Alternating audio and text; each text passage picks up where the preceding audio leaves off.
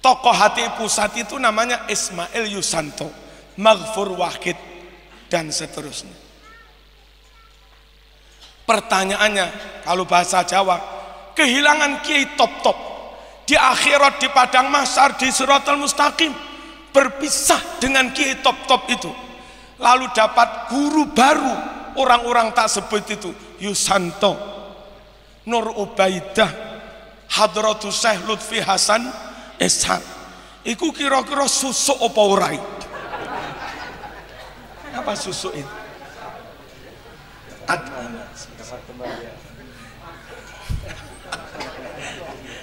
Susuk itu begini, saya membeli, duit saya lebih, lalu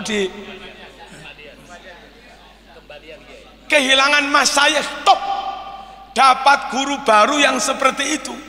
Kira-kira rugi apa badi gitu loh, untung apa rugi gitu loh. Kalau menurut saya kok impas pun tidak. Nggak usah Kiai Ahlussunnah yang banyak-banyak, dibanding satu saja Kiai Nawawi Sidogiri nggak ada apa-apanya, dibanding satu aja lah, kok dibanding yang kayak begitu-begitu. Jangan keluar dari NU Kiai Nawawi tidak keluar dari NU. Jangan keluar dari NU Yai Maimun tidak keluar dari NU. Jangan keluar dari NU Yai Busiri tidak keluar dari NU. Jangan keluar dari NU Yai Saiful Rizal Genggong tidak keluar dari NU. Jangan keluar dari NU, maaf sekali maaf, abahnya Mbah Yai Maimun, Mbah Yai Zubair juga tidak keluar dari NU. Perkara ada satu dua yang mungkin dengan pengurus NU kurang cocok, jangan membuat kita lantas membenci NU-nya. Kalau NU-nya yang kita musuhi, apa salahnya Mbah Hasyim Asy'ari? Apa salahnya Ki Hamid Pasuruan? Yang salah kan ya si fulan itu. Kenapa mesti NU-nya yang musuhi? Ngerti ya? Allahumma shalli ala sayyidina Muhammad. Nah, kita itu punya penyakit gampang sakit hati itu. Gara-gara sakit hati, barisan sakit hati, terus mendirikan apa lagi gitu loh. Nggak usah begitu lah. Marzuki nggak jadi apa-apa, Marzuki dibuang dan NU utuh, itu jauh lebih baik daripada Marzuki berambisi ngotot jadi ketua tapi akhirnya NU berpecah. Inilah kader NU ikhlas full karena Allah, di atas kalau itu amanah siap, di tengah kalau itu amanah siap, nggak jadi apa-apa dibuang kita juga siap, nggak apa-apa asal demi kebesaran NU, lirraf'i wan nasbi wa jarrin nasalah gitu. Ka'rif bina fa innana nilnal minah nanu kader NU rafa sip, nasab sip, jerbon ya sip, nggak perlu di atas. Ada maaf tukang penyapu masjid tapi jasanya luar biasa, sahabat lain menganggap itu orang biasa. Saat Nabi mau jamaah nanya, mana si fulan itu yang biasa nyapu masjid, kok nggak ada? Apa jawabnya sahabat? Sudah wafat Nabi, sudah kami kubur. Lah kok kami nggak diberitahu? Lah kok kami nggak diberitahu? Sahabat bilang, lah wong hanya tukang nyapu saja. Ini jer di bawah tukang sapu. Apa Nabi bilang? Tuluni ala qabri, tunjukkan aku di mana makamnya. Bagi Nabi meskipun itu tukang sapu, perannya sangat penting. Bisa jadi orang sholat di situ nggak sah gara-gara tukang sapunya mogok. Banyak telek tikus itu. Tunjukkan saya di mana kuburnya. Nabi datang dan mensolati di atas makam itu. Cuma menurut guru saya ya Mas Duki, kalau sholat di atas makam, sandal kita copot, ya kan? Kalaupun perlu naik, kaki kita itu naik di atas sandal. Jangan sandal sepatunya dipakai. Kalau dipakai namanya salahamilan lin najasa. Sholat sambil membawa najis. Begitu pentingnya peran tukang sapu. Ternyata orang penting menurut Nabi nggak harus jadi Abu Bakar, nggak harus jadi Umar. Tukang sapu pun penting. Jadi warga NU nggak harus jadi ketua. Suatu saat mungkin Pak Kiai Sazali, Pak Kiai Rozali mungkin nggak jadi rois lagi, nggak apa-apa. Mungkin Kiai Nahruji nggak jadi ketua lagi, nggak apa-apa. Asal NU tetap utuh. Allahumma shalli ala sayyidina Muhammad. Hadirin rahimakumullah, jangan ikut kelompok-kelompok itu. Rugi kita keluar dari NU, berpisah dengan masyayikh, berpisah dengan habaib. Kalau masuk kelompok itu dapat pembimbing baru, dapat kiai baru yang kualitasnya jauh dengan Kiai Sarwani, Kiai Zainuddin dan yang lain-lain. Jangan sampai kita konyol seperti itu. Lalu begini, di NU ada kebiasaan, ada ajaran mendoakan orang mati. Di sana nggak ada. Rugi zaman ikut kelompok itu. Sudah banyak menyumbang, mendukung, mati biarkan itu aja sudah. Kalau di NU Pak Yai Satria, amin, sampean dukung NU tidak rugi. Suatu saat jadi bupati backup kepentingan NU nggak rugi. Berapa miliar pun yang kau sumbangkan untuk NU seluruh mempawah ini loh. Saat sampean mati diajak sholat gaib semua, tahlil semua, doanya 200.000 orang, doanya 500.000 orang. Itu lebih mahal daripada 10 miliar. Nggak rugi ikut NU itu, gitu loh. Mati pun dibantu doa. Kalau ikut golongan di luar NU sudah mati, banyak nyumbang, nggak dapat apa-apa. Kok goblok gitu?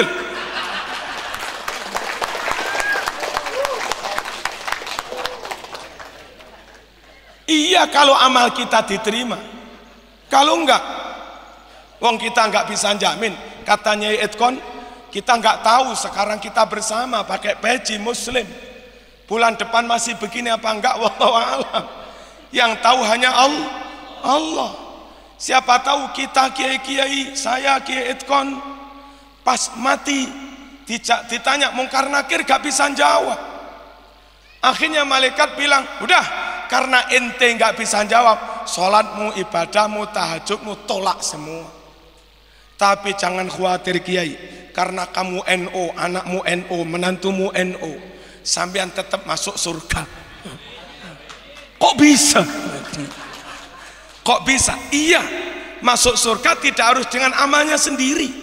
Amalmu iya ditolak, tapi seluruh santrimu mendoakan ente, seluruh anakmu, cucumu, menantumu mendoakan kamu. Barokah waladin solihin, ya ulah inilah Anda masuk surga juga. Nah terus kalau tidak NU bagaimana? Malaikat mungkar nakir nanya nggak bisa jawab mayit ini, lalu divonis sholatmu, tahajudmu tolak semua. Kata mayatnya, nggak apa-apa, saya nunggu doa dari orang-orang, dari anak-anak. Dibilang sama malaikat, anakmu satu pun nggak ada yang NU, satu pun nggak ada yang kirim Fatihah, satu pun nggak ada yang baca tahlil. Usai dikubur langsung ditinggal sampai, langsung ditinggal. Maaf, rumahmu dibagi waris, selesai sudah. Terus apa yang kita harapkan? Jangan keluar. Bagi orang awam, kunut nggak hafal, doa panjang nggak hafal, ikut NU saja. Awam yang nggak bisa doa panjang, asal ikut NU, nggak bisa doa, gurumu yang mendoakan. Nggak bisa berdoa, imammu yang mendoakan. Coba tradisi di luar NU, orang awam nggak bisa doa, ikut golongan tidak NU, doa sendiri nggak bisa, gurunya nggak mau mendoakan. Nah terus kan konyolin. berdoa sendiri tidak bisa, gurunya nggak mau mendoakan. Lihat aja setelah sholat kan zikir sendiri-sendiri, doa sendiri-sendiri. Ya kalau makmumnya ini alim, kalau makmumnya goblok, kenapa dongong saja? Katanya saya nggak bisa doa, mohon kiai yang mendoakan. Haram mendoakan orang, dongo dewe-dewe, berdoa sendiri-sendiri. Rugi ikut golongan di luar NU itu bagi orang awam.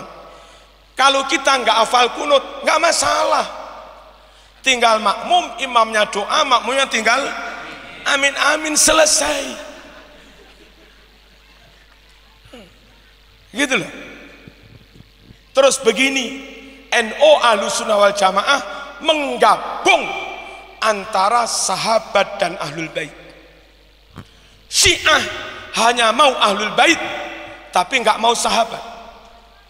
Wahabi mau dengan sahabat tapi moh dengan para habaib, ya kan? Wahabi itu loh, Wahabi mau ngarap malam. Dengan sahabat mau, Abu Bakar mau, tapi dengan habaib nggak mau. Padahal memuliakan ahlul bait diperintah, ahlul bait dinyatakan suci, wa yutahhirakum tathira. Kalimat itu juga yang diucapkan kembali bagi warga NU. Ahlu baitil Mustafa tuhuri hum amanul ardi fattakiri subbihu bil anjumiz zuhuri mithla ma qad jaa fis sunan.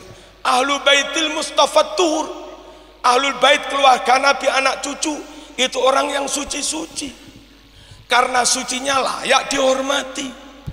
Ahlussunnah wal Jamaah menghormati ahlul bait, tapi di saat menghormati ahlul bait tetap menghormati para sahabat. Kenapa dua-duanya perlu diterima? Kalau menerima sahabat tok, ahlul bait tidak, otomatis golongan itu menolak ajaran Nabi yang kebetulan oleh Nabi diajarkan kepada keluarga dan anak cucunya. Kalau orang menerima ahlul bait tok, menolak sahabat, berarti golongan itu hanya menerima ajaran Nabi yang lewat ahlul bait, menolak hadis yang disampaikan pada Abu Bakar, Umar, Utsman, Ali. Jadinya ingkarus sunnah atau ingkaru ba'dis sunan, dan itu sesat. Al-Quran menyatakan wa ma atakumur rasul fakhudhuh wa ma nahakum anhu fantau. Ajaran apapun yang telah disampaikan Rasul padamu, kalak kebi. Apa ini mas? Kalak kebi. Ajaran apapun yang disampaikan Rasul padamu, terima semua, ambil semua. Yang disabdakan pada ahlul bait kau terima, yang disabdakan pada sahabat juga wajib diterima. Makanya ahlus sunnah ya ahlul bait, ya sahabat, ya habaib, ya ulama. Ulama turunannya sahabat, habaib turunannya ahlul bait untuk keutuhan Islam itu.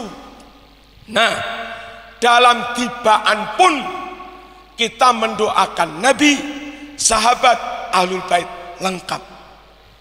Mana doanya? Ya Rabbi sholli ala Muhammad, ya Rabbi sholli alaihi wasallim. Itu untuk baginda Rasulullah sallallahu alaihi wasallam.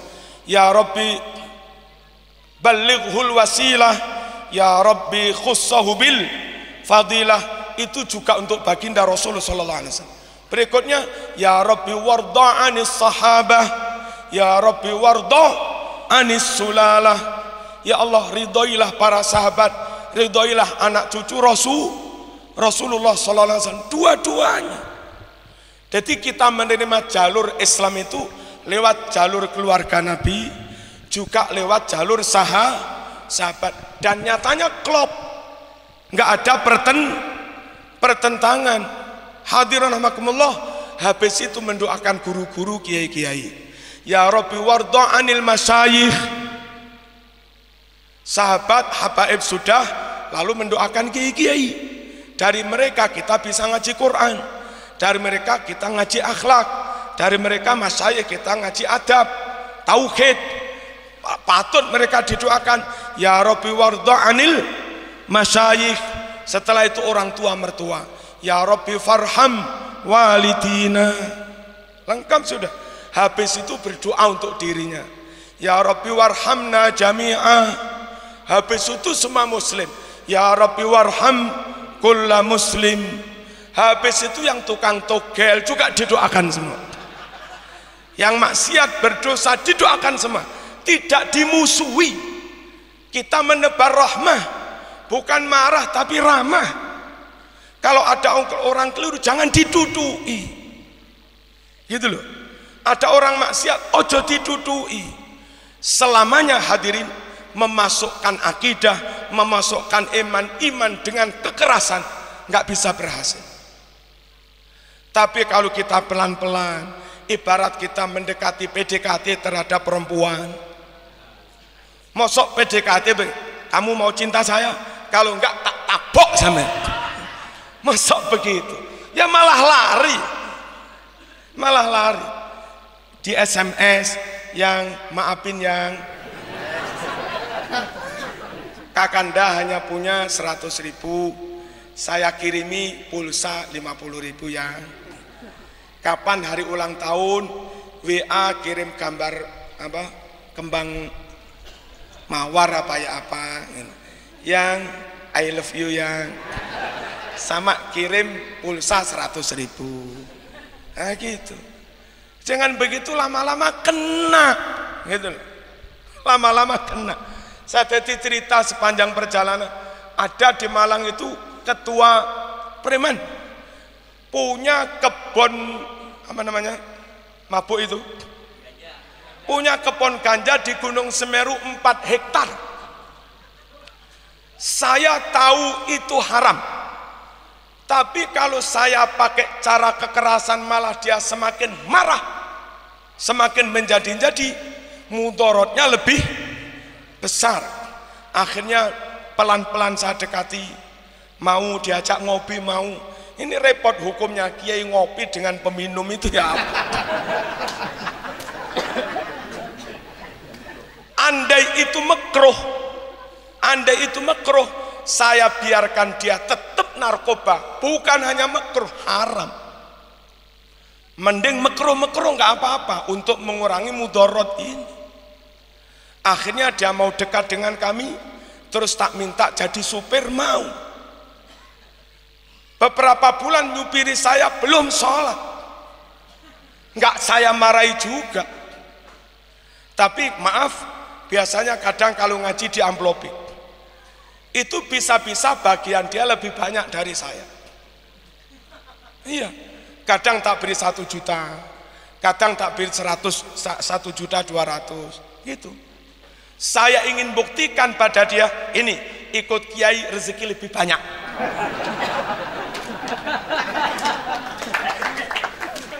Akhirnya seneng. Kadang kalau kangen begini, Ustadz nggak pengajian, saya nyupiri, monggo. Lama-lama, Ustadz saya boleh ikut sholat? Ya boleh. Tapi saya malu kiai. Ternyata mau wudhu buka ini dia malu, ada tato. Mau wudhu buka ini malu, di sini ada tato. Gimana kiai? Tatoan sholat jauh lebih baik daripada sudah tatoan nggak sholat lagi. Udah sholat saja. Sekarang dia menjadi pengurus takmir dan ketua jamaah tahlil. Itu sudah berhenti semua, minum-minumnya, narkoba sudah berhenti semua. Itulah ahlus sunnah wal jamaah. Yang maksiat pun didekati, didoakan. Ya Rabbi waghfir li kulli mudhnib. Jangan dimusuhi. Ya Rabbi waghfir li kulli mudhnib. Ya Rabbi la taqta rajana. Setelah istighfar, doanya habis, ditaubati Allah, maka layak kita memohon, ya Allah jangan kau putus harapan kami. Ya Rabbi la taqta rajana. Ya Rabbi ya sami' du'ana. Ya Rabbi balligh. Ya Allah dengarkan doa kami, hantar kami bisa sowan ke makam baginda Rasulullah sallallahu alaihi wasallam. Balighna nazuru. Kami yang sering maksiat rindu juga dengan Rasul. Pelaku maksiat cinta Rasul, dekat Rasul, lebih berpeluang mendapat syafaat masuk surga bersama Rasulullah SAW daripada orang alim kayak apa, orang rajin tahajud kayak apa, tapi malah tidak ada rasa mahabbah kepada Rasulullah SAW. Almar'u ma'aman ahabba, anta ma'aman ahbabta. Kamu nanti di surga akan dikumpulkan dengan orang yang kamu cintai. Hadirin rahimakumullah, ini berahlu sunnah wal jamaah komplit. Ya habaib, ya ulama, ya ahlul bait, ya sahabat. Dengan begitu ajaran yang diterima ahlu sunnah, yang dari ahlul bait dapat, yang dari sahabat juga dapat. Enggak ada satu sunnah pun yang kita ingkari. Jangan keluar dari NU. Kalau keluar dari NU nanti kayak begitu-begitu. Kemudian hadirin, kenapa NU menerima Pancasila? Kenapa NU menerima NKRI? Kenapa NU menerima merah putih? Saya tak membuat ilustrasi. Kenapa nih? Aing putih kenapa?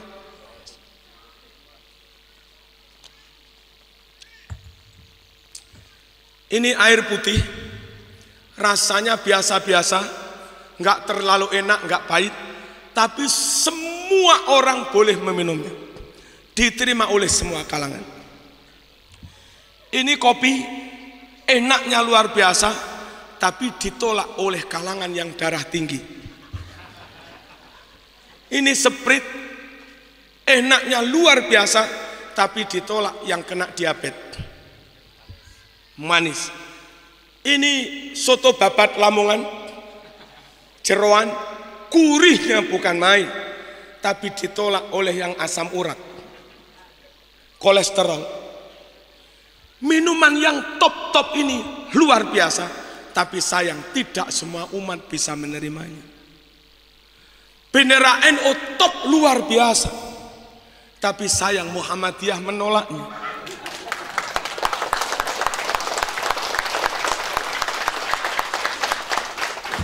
Bendera la ilaha illallah Muhammad Rasulullah top, nggak ada yang mengungguli, paling top sudah. Tapi sayang orang Papua, orang Bali menolaknya. Bendera PKS top, katanya Lutfi Hasan SH, tapi Marzuki muta-muta. Marzuki nggak bisa menerima. Lain kalau bendera merah putih, terlalu ngetop juga tidak, ditolak hati juga tidak. Dia memang kesannya biasa-biasa, tapi seluruh elemen bangsa mulai Sabang sampai Merauke bisa menerima merah putih. Merah putih dikibarkan sebagai lambang persatuan, nyatanya seluruh elemen bangsa menerima dan nggak akan menggantikan la ilaha illallah dari hati kita.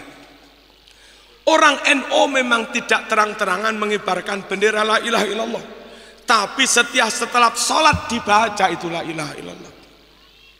Malam Jumat dibaca itu la ilaha illallah.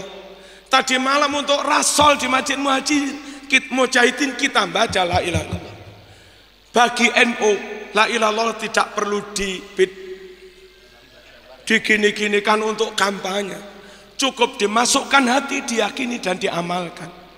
Sayang mereka yang suka ngibar-ngibarkan nggak mau baca, yang suka ngibar-ngibarkan bendera la ilaha illallah nggak mau baca. Lah kita meskipun nggak ngibar-ngibarkan, setiap baca sholat baca. Tadi pagi di rumah saat kami sholat subuh dengar teman-teman la ilaha illallah, la ilaha illallah. NU tenang. Mending berkibar di hati, mending berkibar dalam diri kita, sukma kita, pikiran darah daging kita, daripada hanya dikibar-kibarkan ternyata sebagai alat kampanye, bukan memasukkan makna la ilaha illallah dalam hati, namun memperalat la ilaha illallah untuk kepentingan politiknya. Jangan Islam untuk politik, tapi politik untuk